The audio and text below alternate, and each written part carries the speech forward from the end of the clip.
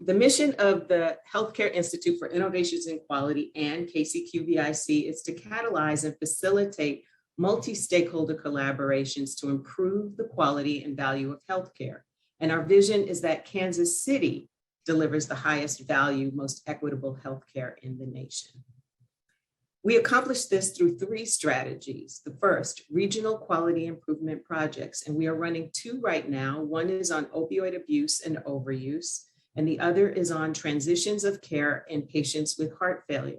The second is training, and the third is information dissemination and engagement, such as we are doing here today, all with the intent to create a multi-stakeholder learning community and to facilitate strategic partnerships that are steadfastly committed to making major improvements in patient population and health together. But today we're here to learn about and discuss rural health models and innovations from 5 presenters making promising and really impactful strides in rural health. Today we'll hear from Lindsay Schwartz and Matt Arvin, co-founders of Foster Resilience Farms, Tony Ann Richards, CEO of HCC Network, that's Healthcare Collaborative Network, Karen Brayman, Senior Vice President, Clinical and Strategic Initiatives with the Kansas Hospital Association, and Dr. Alan Greiner with University of Kansas Medical Center and the Wyandotte County, Kansas City, Kansas Unified Government Health Department. Lindsay and Matt, why don't I help you share your screen? Oh, wait, you actually have screen sharing. There you go. Yes. Lindsay and Matt. Yep. Well, good afternoon, everyone. I'm Lindsay Schwartz. I'm Matt Arvin. And we're co-founders of Foster Resilience Farms. Full disclosure, we have not launched our program yet. We're working actually on our the original farmhouse to be able to have kids in there. So just real quickly, and this is not our full-time job. We both have full-time jobs. So this is what we do in a little bit of free time we have. We have about a 75-acre farm. We are located in Bear Creek, North Carolina. We are a very rural county, but especially a very rural part of our county. Basically, the post office and the 4-way stop is what defines our little town of Bear Creek. We have 2 houses on our property. One we live in, and the reason we bought this property when we started talking about it and found it was there's the original farmhouse on the property, and that's what we're working on to be able to house kids aging out of our foster care system. We have lots of fun animals and plan on increasing, and our goal is launching our program either summer or fall of this year. We were hoping earlier, but of course with COVID, we've had some just setbacks.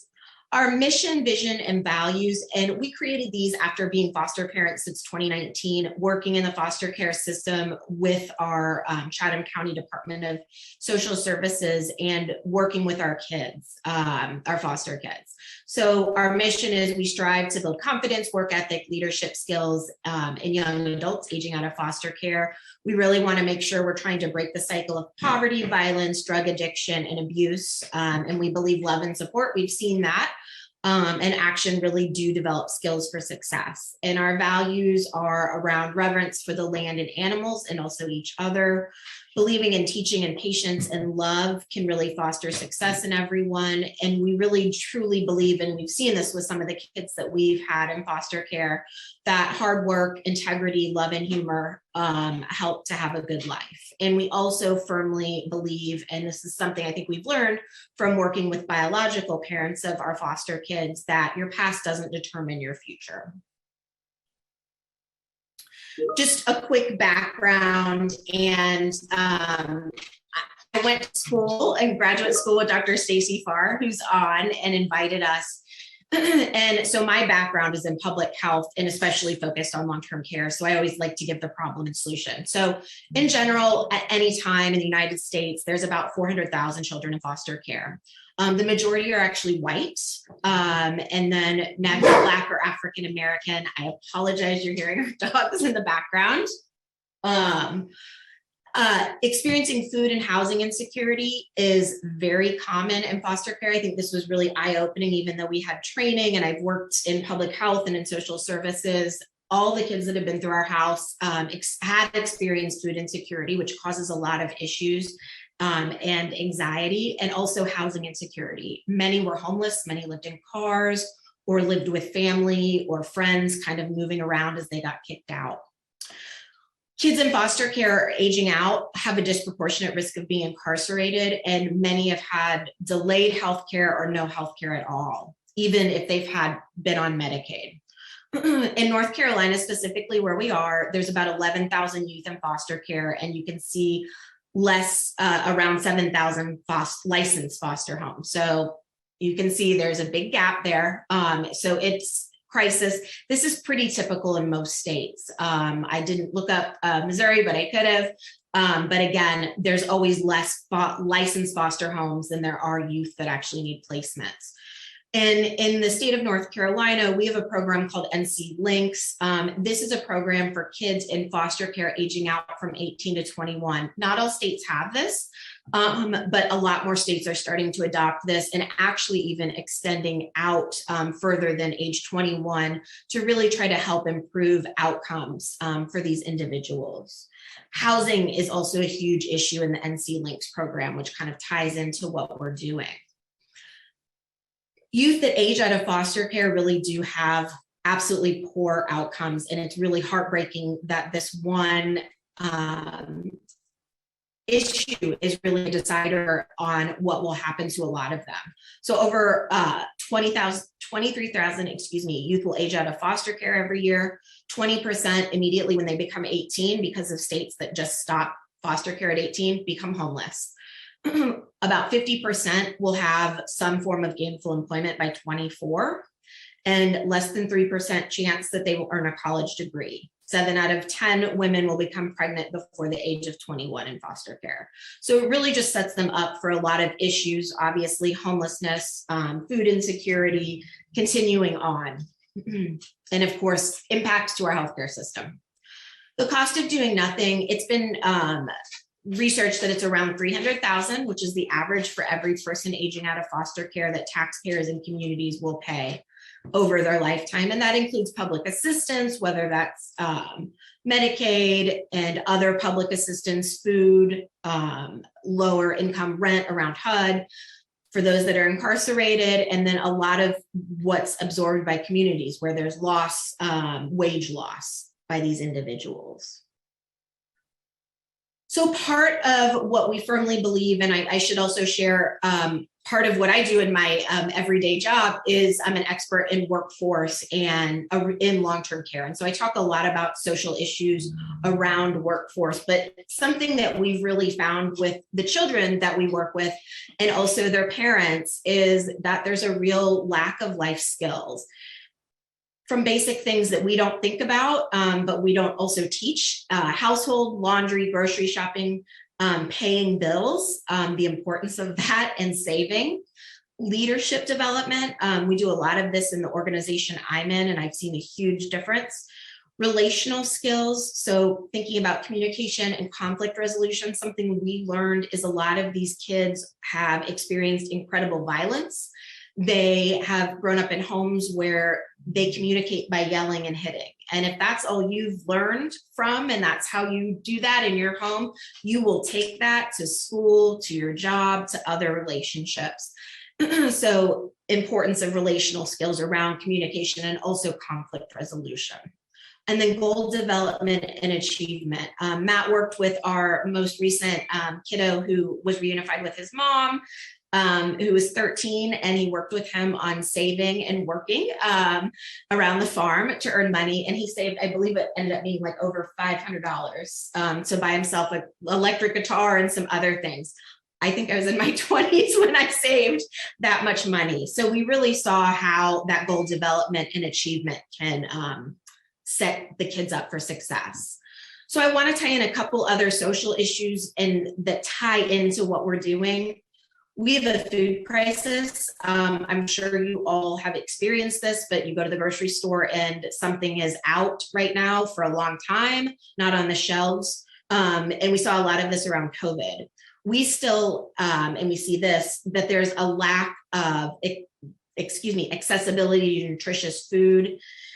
In our food system, we are in a place where there's a lot of hog farms and a lot of chicken farming and a large manufacturer of chicken. And they had a lot of issues around COVID-19 and just how they were taking care of their workers. Around us, many farmers are older and families are leaving the business. So it's even less homegrown food and farmers markets that we're seeing. And around us, and I'm sure this is the same in other areas, I know it is from where Matt and I came from in Indiana, that there's a lot of abandoned land with opportunities for farming. Around the nation, and especially in our county, we have an affordable housing crisis, which is one of the reasons we wanted to provide housing. In our county alone, we are short 750 affordable rental units.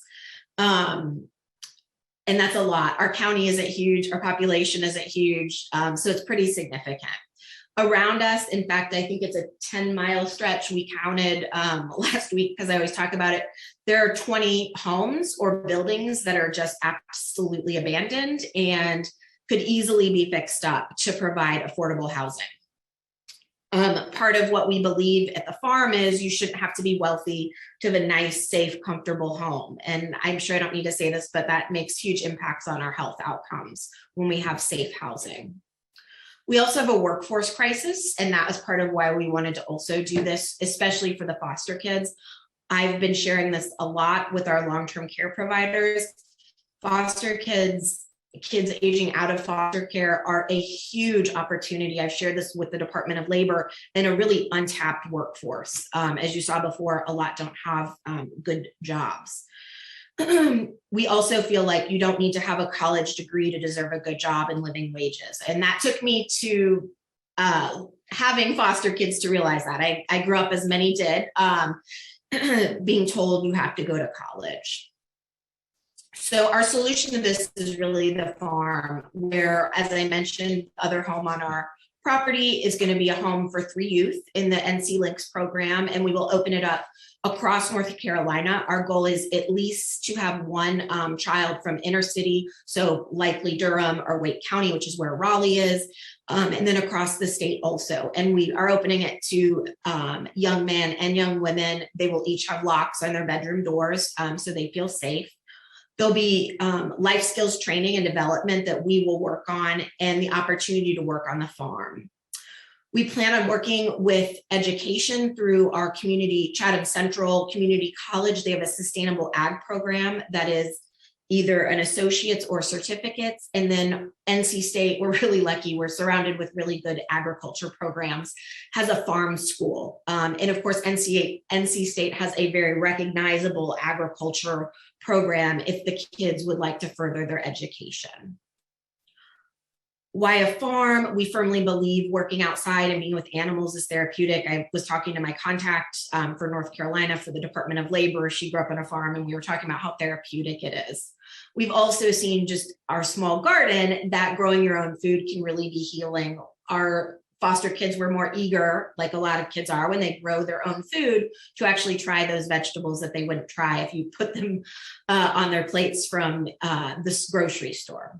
This also expands opportunities for local food sources, and it also increases the agricultural workforce, which is in need, at very least I know, in our area. So we think this innovation kind of addresses these issues, providing affordable housing. We plan on working with USDA rural funds and seeking out HUD funding with the housing, and then of course developing workforce with the kids aging out of foster care, and also addressing food crisis, being able to really get nutritious food out to more individuals. Our future goals include, I've been talking with the Department of Labor Contact, the registered apprenticeship program. There's a lot of money in that right now, and the administration is really pushing it, which is great. They're very structured. And when individuals go through this, they then have a credential that they've been through a registered apprenticeship program. We plan to renovate, as I mentioned, abandoned homes in rural parts of our county to provide affordable rent to own opportunities for the youth that age out of our program. So our program will be 2 years. If we go through with the registered apprenticeship program, it will be a 4-year program. So this kids would have 2 years on our farm. And then the idea would be is to renovate a home and have them live in that home and still work another 2 years on the farm, also while they're doing classes. We'd also, as we work on abandoned homes and renovate those, reaching out to youth aging out of foster care that may be interested in drywall construction, plumbing, electrical, etc., and trades, and possibly doing registered apprenticeships through those also. And then finally, the big goal would be to renovate. We, as I mentioned, are in a small community, and we have 2 really small little town kind of centers that are abandoned, is to purchase old buildings in these communities and open businesses to support local workforce, farms, and build communities, whether that's a restaurant or a little shop where people can access the different food from our local farms. And we are online. We have a website. We're also on Instagram, and you can also email us at Hello Foster Resilience Farms. And we welcome any feedback or any ideas you have.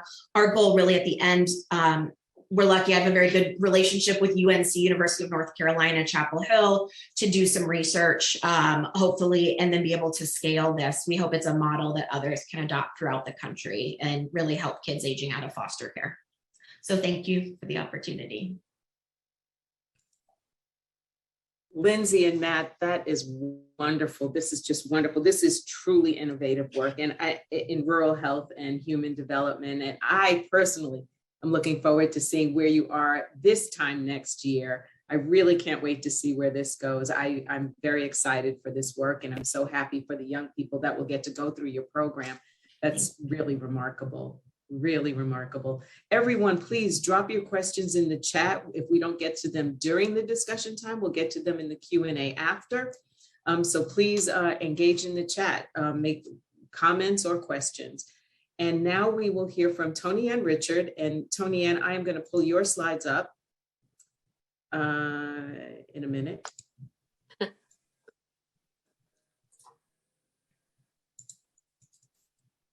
Wrong. I really am. Can you see this? I'm going to think not. Not yet. That's okay.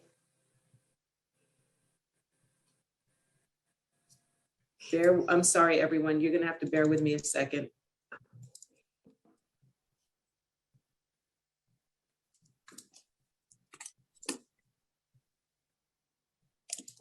And see if we can get it back. And we did this so well before.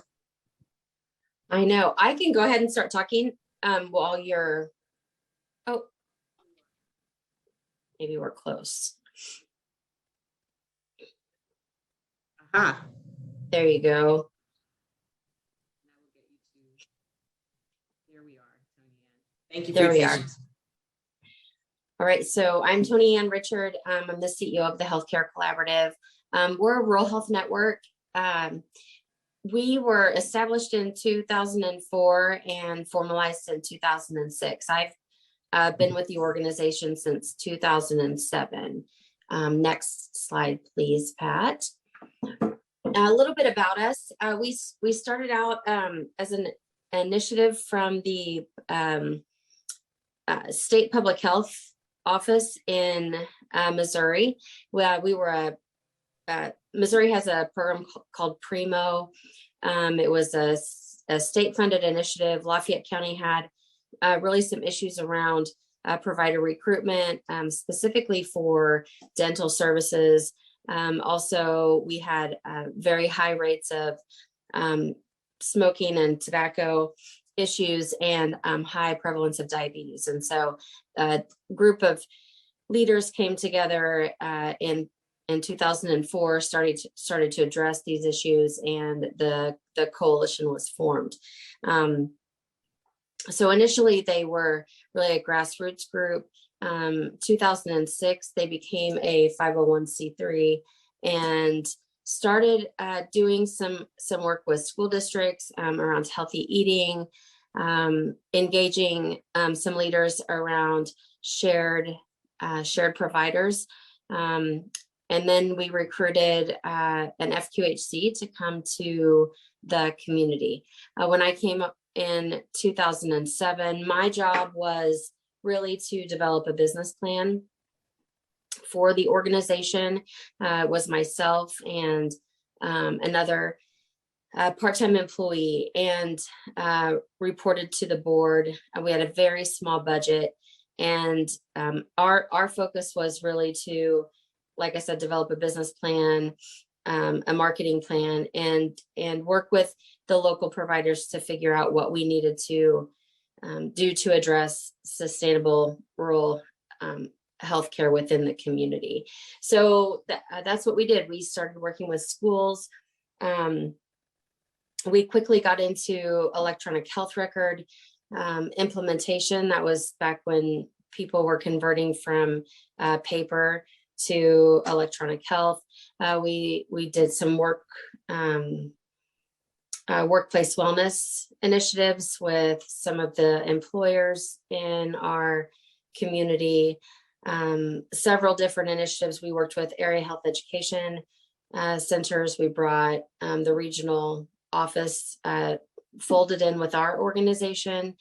And then eventually the FQHC that was in our community came to us. They were an urban, really an urban driven organization, and they had one rural site, and the local critical access hospital also had 2 rural health clinics in the community that were struggling with the overhead allocation because they were hospital owned. Under the FQHC model, they would be more successful. And what we were able to do was apply for FQHC status, converted those 2 rural health clinics into FQHCs,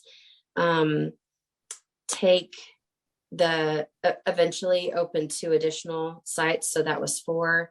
And then the FQHC that was owned by an urban location, we eventually assumed that location as well. So have 5 locations. So this year will be my 15th year here.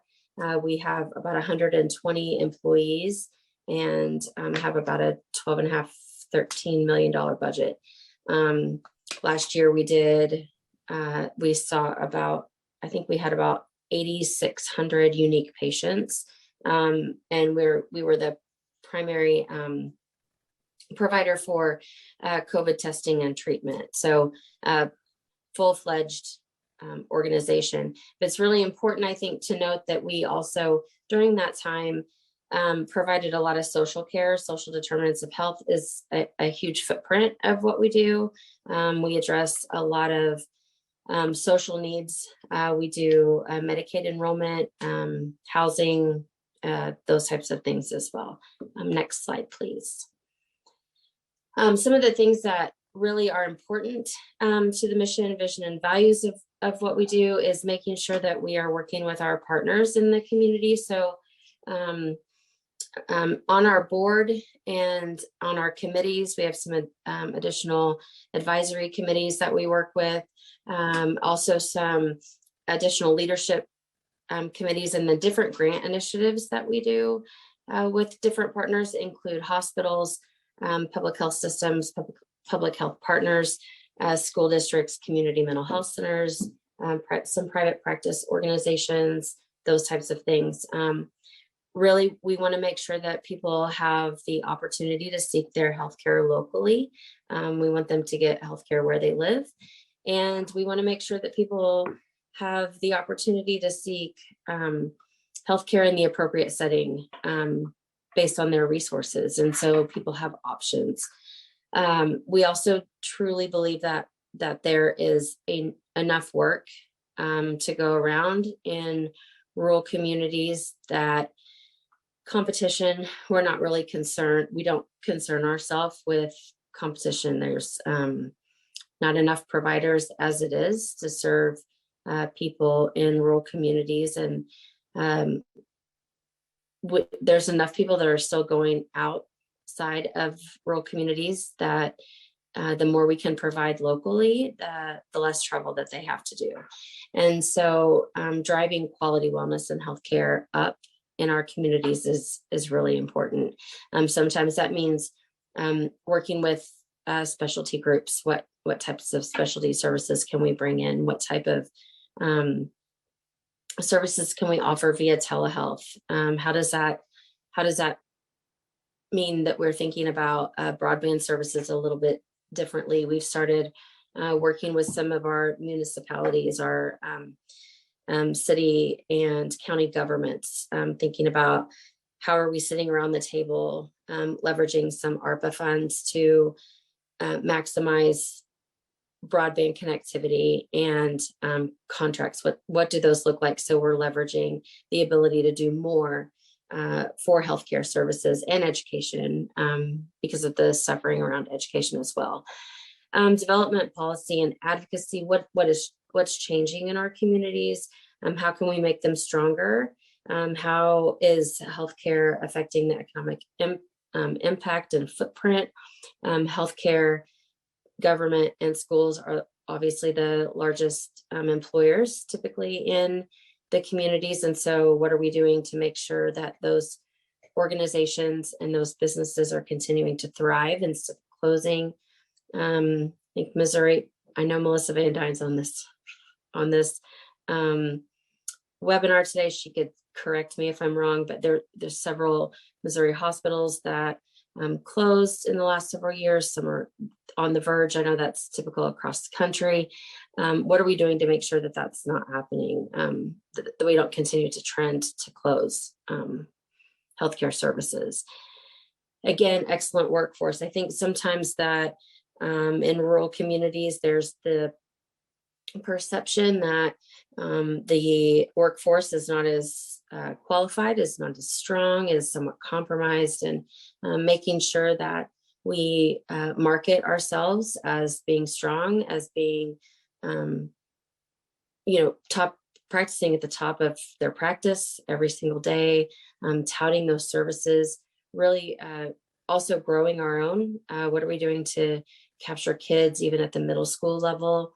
Where your shining stars, who are the kids that are excelling in math and science and wanting to get into medical school, dental school, and what are we doing to make sure that they can afford to do that, and then come back home and practice in those communities, and what are we doing to inspire them to do that and incentivize them to come back.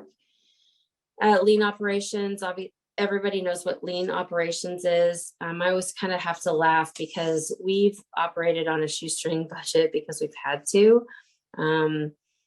Our budget when I started was a little over $100,000, and I still remember the board telling me, if we can figure this out, it's going to be great. It's going to be awesome, and I think that this initiative is going to be wonderful. But they all had businesses to run. I had a hospital CEO, a CMHC CEO. They had, a lot of work in their backyard as well.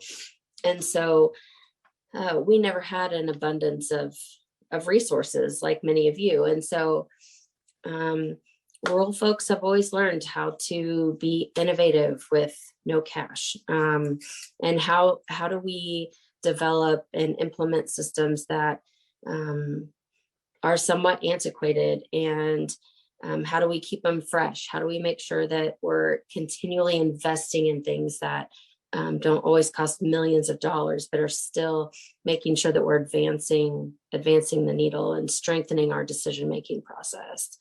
And then strong communications. I think communications is challenging for everybody. Any organization. I think it's something that if anybody could ever figure out how to make your communications top of the line, you've figured out the world. But in rural areas, voice travels so quickly. Rumors travel so quickly. In this age of social media, things travel really quickly. And so we want to make sure that our organizations that we work with, making sure that they have the information at their fingertips and what is available to them, what's available to them in their communities, what's in their backyards. And also that we are listening on the ground. What do they need? What do we need a pediatrician that we can share within the region? We know we can't have it in one community, not even in one county, but could we share it among 2 counties? And is that something that we could help bring to the community that's shared among multiple organizations? Next slide, please. This is just some of the partnerships that we have had over the years that continue, and some of the impact potential that we have maximized over the last 15 years. Definitions of safety net providers. We've worked with all of the above and more. We have participated in emergency department diversion programs, team-based problem solving, all of those things listed below. We've shared OBGYN providers, behavioral health contracts, this opioid addiction and recovery service, peer teams, that's new. It's taking off like wildfire for us. And it's going to be, I think, a place where our organization is going to be really successful in helping our jail systems, law enforcement. It's a direct referral alternative to jail. Unfortunately, hopefully, I'm sure all of you saw, but the fentanyl disaster that's happening in Kansas City, it's happening out here too. We're finding fentanyl that's stamped as oxy, I think. Yeah, stamped out here. We're seeing that as well. And I hate to say it, but we're going to start seeing kids. We're going to see kids die because of what's happening with the opioid crisis. And we've got to figure out how to get a handle on that. And so our addiction recovery services have gone through the roof. We saw that start really during COVID. We saw a lot of relapses. Our NA and AA and Al-Anon programs went through the roof. We had one peer recovery coach that started during that time. His caseload is maxed out. We've added another one, and we are currently recruiting for 2 more. So that's a space that I think that we will be getting even busier. So I'm going to have you, because I'm running short of time, I'm going to have you advance to 2 slides. Yeah.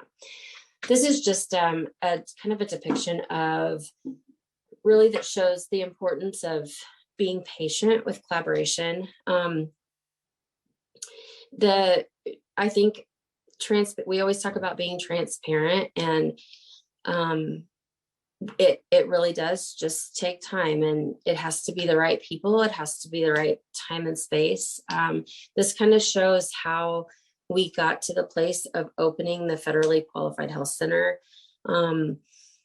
We had to have a lot of conversations about how the Federally Qualified Health Center would not be a slow drain on the other services that were in our community. We did have Critical Access Hospital, while they actually donated 2 of their rural health clinics, they had 3 other rural health clinics in the community. And so what did that look like? We had a lot of conversations around sharing providers, and what would that referral pattern look like? How do we communicate when people would go to the ER? How are we going to make sure that the staff at those 2 rural health clinics that we were taking over, how are we going to make sure that those people remained employed under our model for a certain amount of time that was fair to them, for their families, et cetera. So being able to be really honest and open about our intentions was really important. It also meant having some really hard conversations around the table. It did mean having the right people around the table and the right time. So we've worked with other communities on these same types of projects, and it doesn't always work. And so I always tell people those community health needs assessments, having them up front, having them ask the right questions, having the right facilitation tools has to be well thought out. There's a lot of HRSA grants that are out there. There's a lot of HRSA tools that are free, and a lot of resources, a lot of people that will come in and help facilitate those conversations within organizations as well. The next slide. This is and I can send this out to Pat as a follow-up. There's our organization, along with one other FQHC that is also co-owned by a hospital, was featured in NAC, National Association of Community Health Centers guide to collaboration. And this just really talks about how you do consideration for collaboration, whether or not a couple of organizations are really good to work together. And there's a pretty in-depth environment analyzation process. How do you engage with certain partners? How do you do kind of a SWOT analysis of them? There's even a breakdown of leadership styles. If the leaders of the organizations are not in the right mindset, whether or not those conversations are even worth moving forward. How do you develop a collective strategy? How to facilitate those conversations, and then when to ask for technical assistance. So Pat, I'll send you the link to that when we finish today, and that's a free resource out there as well. And it's really good. The group out of the Dakotas has a really phenomenal story. It's kind of unheard of. It's where a hospital co-locates and functions with an FQHC, which is like completely taboo. So Daryl is his name, and he and I kind of did a dog and pony show for a couple of years talking about it. And there were hospital and FQHC CEOs that almost didn't even want to come to the presentation because they were so afraid they might see somebody that they knew, and they said, we don't even know if we're supposed to be friends. But it really took off. It's really great article. Are you able to drop it in the chat too? It's too big. I've tried to drop it in Zoom before, and it ends up freezing the chat. Okay. All right. We'll wait. I've had bad history with doing it. Yeah. Yeah. Okay. Glad to know. Next slide. Yes. So this is just my information and my assistant's information. We do have a really active Facebook page, Twitter, and YouTube if you want to check out any additional information. One of the things I love about what we do is we really support other rural communities. This morning I was in a neighboring community who is trying to kind of revitalize an old hospital that has closed. They're doing it very non-traditionally. They're looking at bringing in partners to provide different types of healthcare services, but just really trying to restore some sort of care in their community. We helped them launch that this morning, and it was really great to see that a good turnout came for that. So really thinking outside of the box and just trying to meet people where they are. So anyway, happy to answer any questions later or talk offline as well. Thank you, Tony Ann. Let's see, I see some chat going on. Yeah, you're getting a lot of agreement on things you said, Tony Ann. All right, there we go. And so Karen, we're hearing from Karen Brayman, as I said, with the Kansas Hospital Association. And we are very, very fortunate to have Karen as a member of our Strategic Advisory Board. So Karen, thank you again for joining us. Yeah, thank you. And just to verify, you can see my slides? Yes, Okay, you look great. Great, very good. Well, thank you so much. Good afternoon, everyone. And likewise, I really appreciate the opportunity to serve on the QVIC Strategic Advisory Board. I'm Karen Brayman I'm the Senior Vice President for Clinical and Strategic Initiatives with the Kansas Hospital Association. KHA is a provider advocacy organization representing about 126 community hospitals in Kansas. I really appreciate the opportunity to be on this panel today and just share ways that we're working on rural healthcare. And it's just after the first two presentations, I'm really struck by the commonalities that we are all, looking to address, and looking forward to hearing Dr. Greiner's presentation as well. Well, I'll give you just a little bit of background. We've been working on rural health visioning with our members and here at KHA for about a decade now. We started working on rural health visioning back in 2012. We actually have been the first state in the country to pass legislation that would allow for licensure and operation of the rural emergency hospital. Governor Kelly signed that into law in 2021. And the research that we did with a number of our members and other partners years ago showed that more than 75% of patients using the emergency room in rural areas would be served by a new model of care. I just want to mention a couple of key activities over the last 10 years or so. After working with a group of our rural members for a number of years, they created the concept of a primary health center, and we engaged BKD accounting firm and actually paper tested the model as well. Have had the opportunity to have a number of discussions with CMS and the then Centers for Medicare and Medicaid Innovation.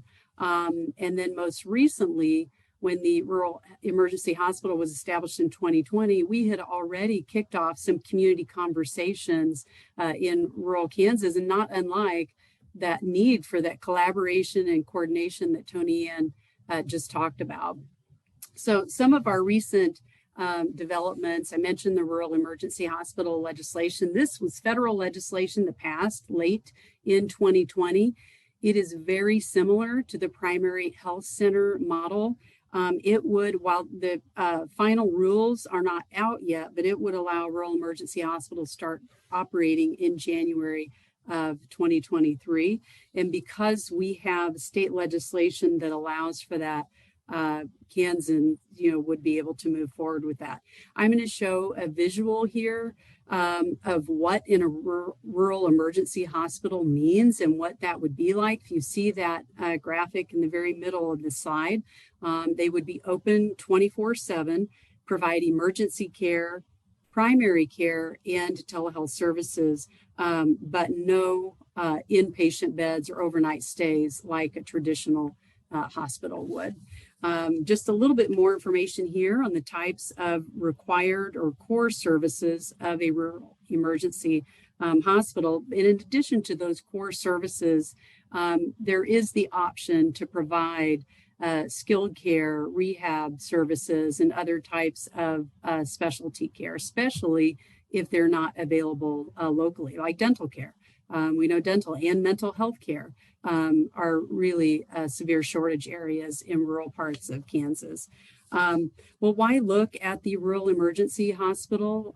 We know, and Tony Ann shared a lot of the challenges in rural Missouri that's not unlike those in rural Kansas too, but looking at ways that fit the community to change the way that services are delivered and paid for, but that's flexible enough to meet the needs of that local community and also maintain access to care 24/7.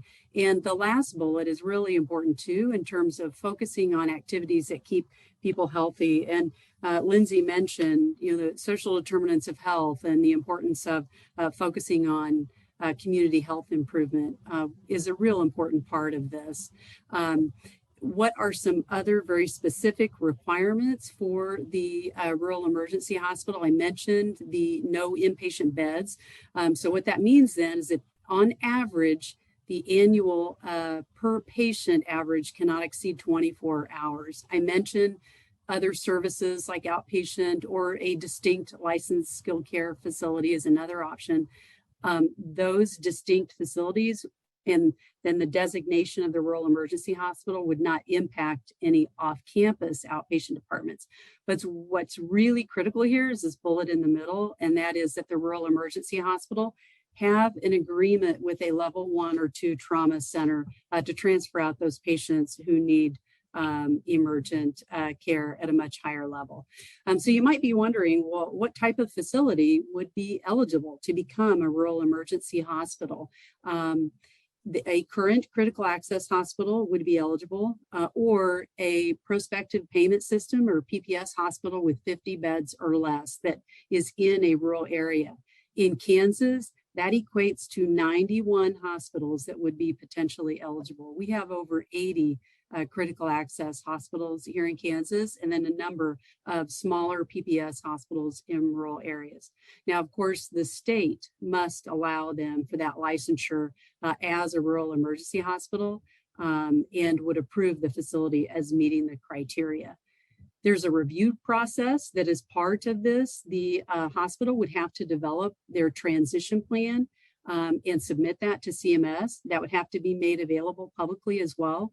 And within that, not only would they have to describe the services that would be either added or changed, but would also have to describe outpatient services and then exactly how the facility payment would be used, like, for example, for telehealth services or transportation services. And I'll talk about the facility payment in just a minute here.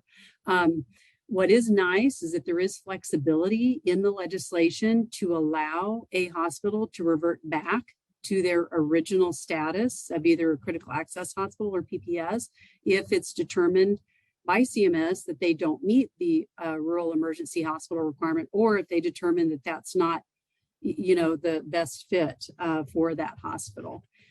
There are quality measures that a rural emergency hospital would have to meet. They would be claims-based measures, and patient satisfaction or experience would be a part of that. Those measures would have to be reported annually and made available publicly, but it does take into account the low volumes that these hospitals may see. In terms of payment, and this is something that many of our members who've expressed a potential interest in at least looking at this model, they were wanting to have a lot more information about what the payment model looks like. Here's what we know right now, although we're waiting for much more detail in the final rule, but the payment model is made up of 2 components. The first is the services would be paid at outpatient prospective payment system rates or OPPS rates plus 5. And then there's an annual facility payment that's distributed monthly. And there's the detail, at least that's available now, although we're still waiting for a whole lot more detail on what that annual facility payment will look like in the final rule. So the North Carolina Rural Health Research Program last summer did a study on how many hospitals might potentially convert to a rural emergency hospital status. And you can see from the table there that Kansas by far has many more potentially eligible converters than the other states that are listed there. So in terms of moving forward and what the next steps are that we are looking at and see here in Kansas, I mentioned that CMS will be issuing final rules. We're anticipating that those will be issued yet this spring. And I saw one of our partners here from the CMS Region 7 office who's on the Zoom today.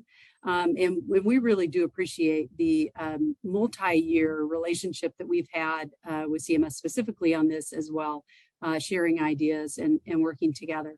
So we'll have the final rules. Once those are out, the Kansas rulemaking process will then have to follow that. And I mentioned the start date of January 2023. So something else that we have been working on as part of Rural Health Visioning is community conversations. Partners that we worked with in this are our grant funder, the United Methodist Health Ministry Fund, and then our facilitator, the KU Center for Public Health Management. The point of these conversations, and I'm thinking about, Tony, Ann, your slide where you were talking about the coordination and collaboration. It's very similar to this, educating folks within local communities about what the current environment is within healthcare, and not just at our state level in Kansas, but within their local community, because every community is different and their needs are different. And we want them to discuss within their local community what the services are that they need, and what their options are in the future to maintain healthcare in their communities. Our first community conversation was held in Oberlin, Kansas, before the pandemic, or in the very, very early months before Western Kansas would have been considered in the pandemic. We had 80 community members participate. It was just a fantastic turnout. Almost all of the attendees there recommended that other communities have this type of conversation, and to do it now, until while you still have time to discuss what your best options are for meeting healthcare needs in your community, and not wait until it's too late. And Tony Ann mentioned the closures, and we've certainly seen the closure of a number of critical access hospitals here in Kansas prior to the pandemic. And about 70% of attendees felt like the primary health center model, which is very similar to the rural emergency hospital model, would meet their community needs. Something else that I want to mention that we have available here in Kansas, and I mentioned that in addition to working with other partners, CMS, our federal and state delegation as well, we worked with our state legislature, and they created the Rural Hospital Innovation Grant Program. This is a program that would provide funding to help with the transition of a facility that's changing from one model to another. Their county would have to be involved and apply for the funds for the state health department. It would require a private match to state funding and ensure that other funding sources have been exhausted. The counties that you see listed there would not qualify because they're not rural counties. The program does expire on July 1st of 2025. So we're trying to get the word out about the access to these funds for hospitals that might be considering. And, we're just asking for folks to help us spread the word, not just about the rural emergency hospital model, but about the community conversations, the Rural Hospital Innovation Grant Program as well. We do have a lot of information and resources on KHA's website that reflect the information that I talked about here today. And I just want to put up this slide here too. We've got several of our team members here at KHA who are working on this. Jennifer Finley is our rural emergency hospital lead, and certainly would be very willing to provide much more detailed information if you'd like to learn more.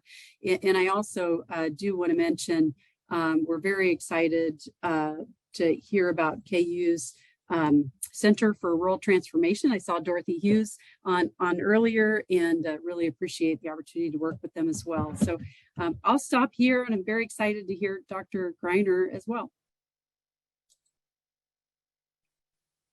Thank you, Karen. Thank you very, very much. Dr. Greiner, are you ready to share your slides? I'm ready to go. I have a big challenge to follow these great presenters. This has been really innovative work and exciting to hear about. And I'm going to go really fast because I have a little less overall time, but I'm also interested to get to the question and discussion section. Can you see things okay there, Pat? Yes. Okay. If you want to shift into slide mode, you can, or because you're not in full slide mode. Okay, let's see if that does it. Did that work? Yes. Okay.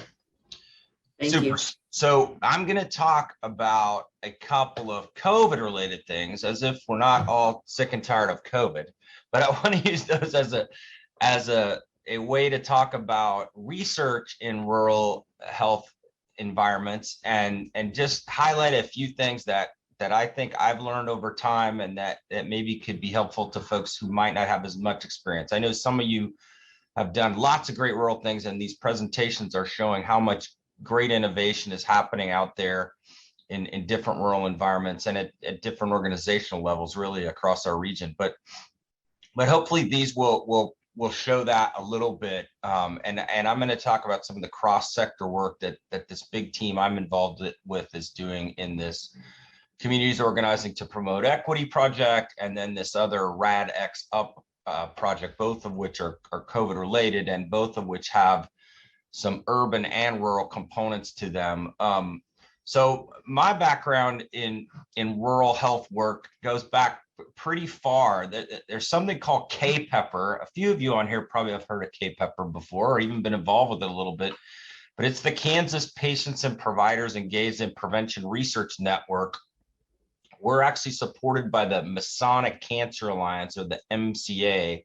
And the MCA spots on this map are the little spikes, and then the little suns are K-Pepper primary care sites where we've done research projects in the past.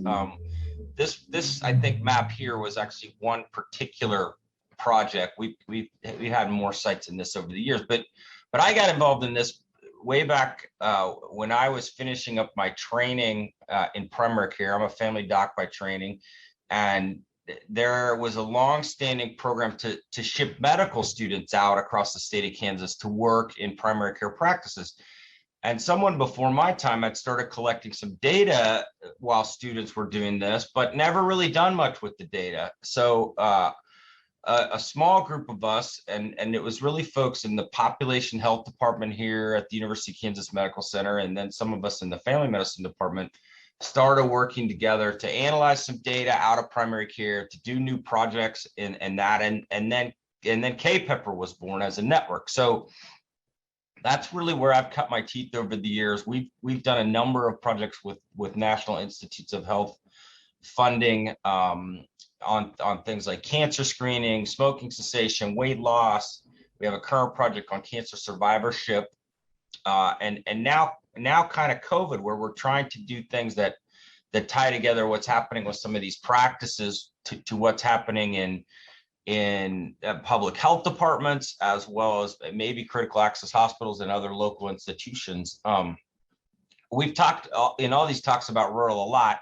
We haven't, I don't think any of us have brought up how you define rural yet. And some of you know there's a lot of controversy about that.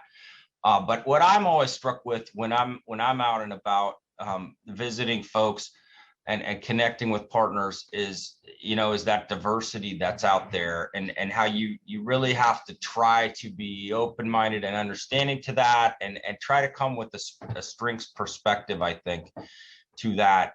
Some of you all know how important it is to have geography in your mind and understand that there's different parts of our region that are very different. Demographics are changing super fast.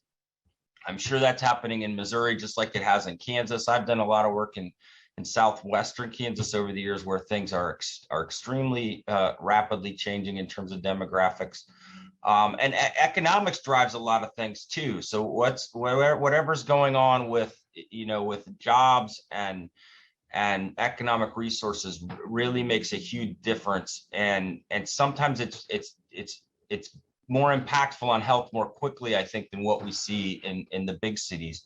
I've gotten interested in some of the history of some of our different regions, and I think that's important. And it's important to have a perspective on that and bring that to the table. And things are changing fast. So for me, it's a really exciting type of work to do.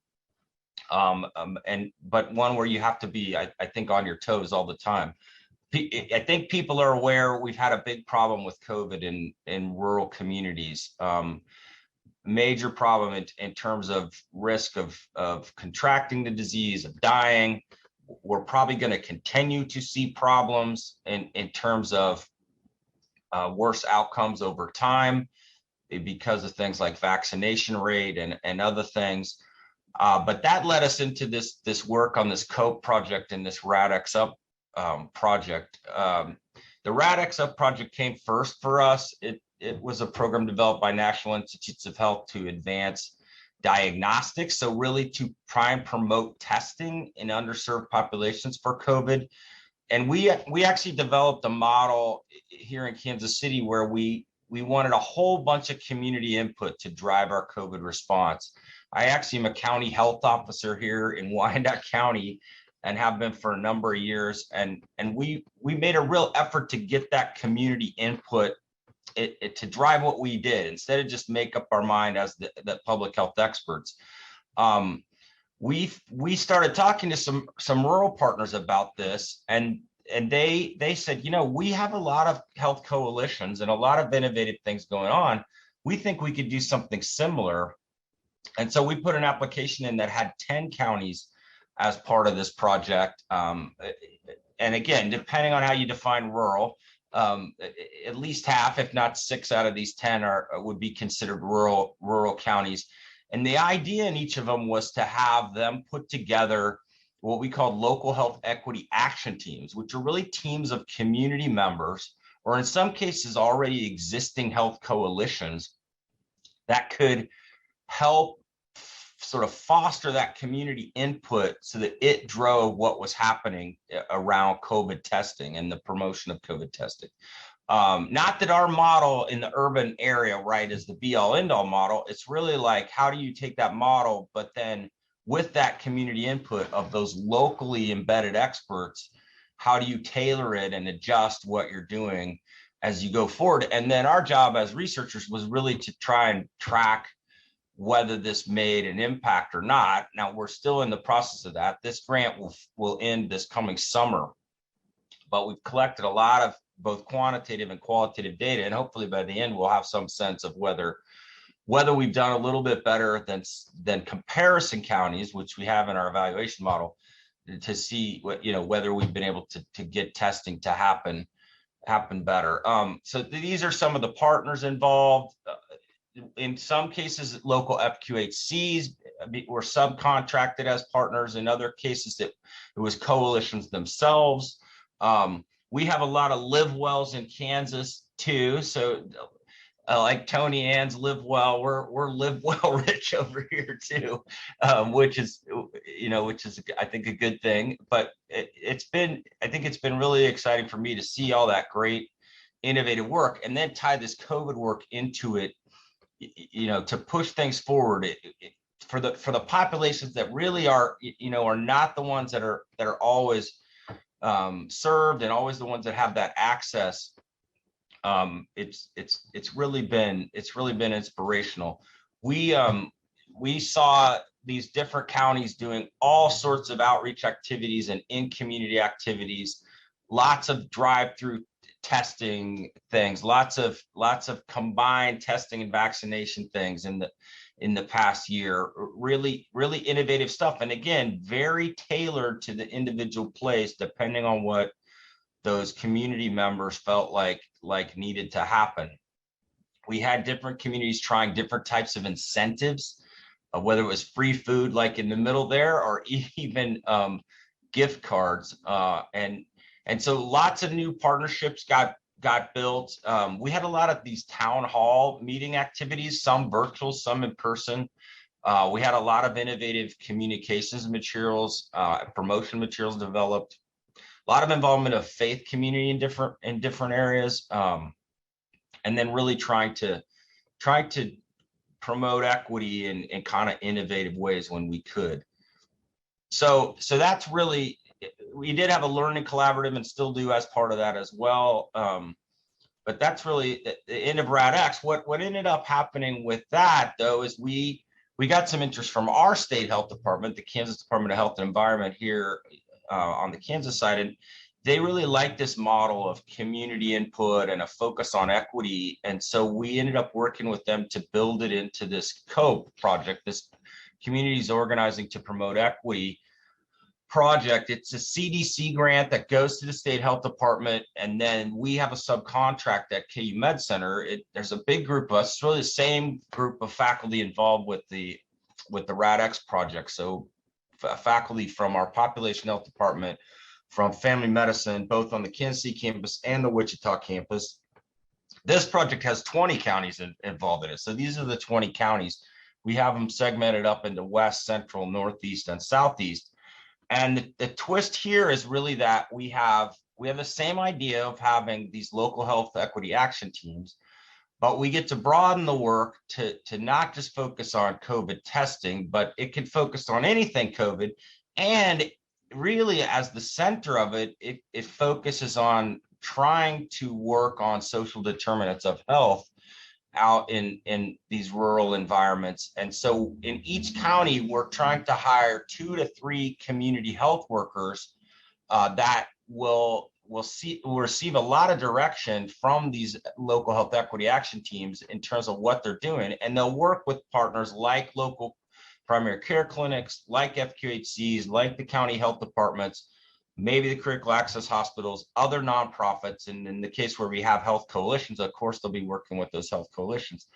And the idea is really to say, hey, if we can do work on social determinants of health and find resources for underserved folks, can we at the same time have an impact on what's happening with COVID? And even though in some places everyone's sick and tired of COVID, and in some places it's become very politicized, maybe we can work on these other important things and have some underlying impact while this pandemic is still going on. And yes, things are great right now, but who knows what's around the corner, right? We've seen that over and over again. So, and I know I'm getting close to my time, but I just want to point out some of the things that we've tried to use with our team as we do this, right? We want to have the strengths approach. So we know that there's an incredible amount of self-sufficiency in rural communities, that there are incredibly strong relationships, that there's already this amazing resilience that's there, and that there are great networks already built. So our hope is really to through this research be able to highlight and show in a rigorous way how that can have an impact on health equity and helping underserved and historically marginalized populations get those better outcomes. And by doing so, bring these folks on the sector side, such as the coalitions and the local public health and primary care, all together more. I'm certainly somebody who's been guilty of being too much on the healthcare side, maybe sometimes in my life too much on the public health side, but we can all work together in the places where that's happening. I think we've seen a better COVID response, and probably will, coming out of this, be able to address health equity on all health issues better where there's collaboration. So the big thing I'm a believer in is these connections. This is some of the COPE work. We ended up with tens of thousands of home COVID tests over the last couple or 6 weeks. 4 to 6 weeks, and have been out handing those out everywhere. Some places like in the center have done these incredible food distribution things along with that. But this connecting and being present in communities for those of us who do research and those of us from urban areas, it's just so important. I'm always amazed when I visit folks how generous with their time they are, how open they are to talking when we bring that kind of strengths approach to things, and that's really helped us with this initial work on this distribution. So that's really it for me. And I know, sorry again, I ran over a couple minutes, but my email's on here if anybody has follow-up questions, and I'm looking forward to the questions and discussion, and just happy and honored to be included with these other great presenters today. So I will stop sharing. Dr. Greiner, thank you. No, your timing is just great. And thanks to everyone. Are there questions? Please chime in. You can come off mute and ask a question. If you're shy, you can go in the chat, but please, there's so much information here. If you have a question, please ask.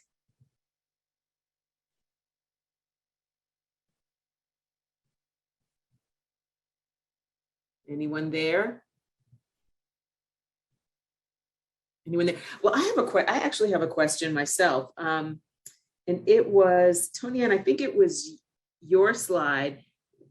One of your slides said, mentioned recruit and retain quality professionals. Did someone come off mute? No, That was okay. me.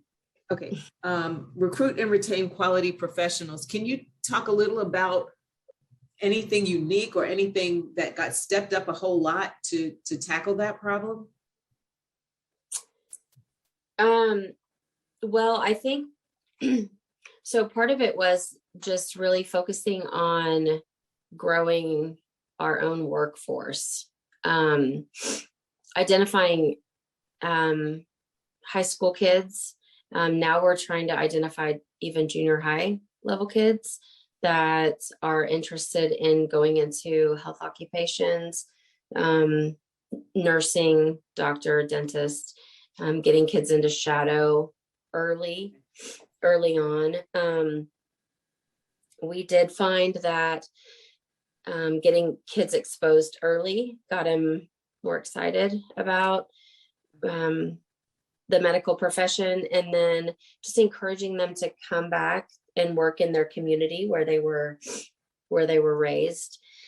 And then building those relationships with AHEC. Stephanie Taylor, I know Kathleen Quinn was on the call a little bit ago.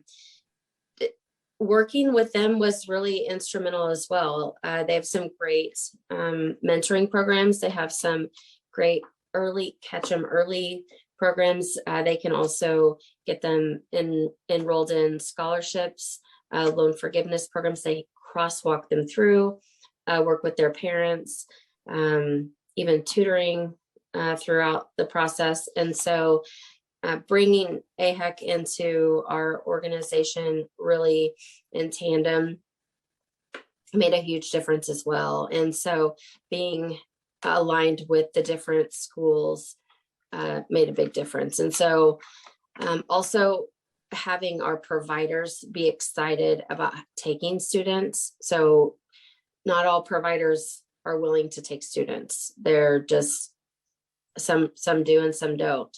That's a question we started asking our candidates who we were interviewing, whether or not they would be willing to take students if they would come to work for us. And not that it's a make or break question in the interview, but it has some weight to it. And our dentist, our dental director, I'm sorry, we have several dentists, but our dental director absolutely loves students. And he sets the tone for our other dentists that, I have an expectation that you take students.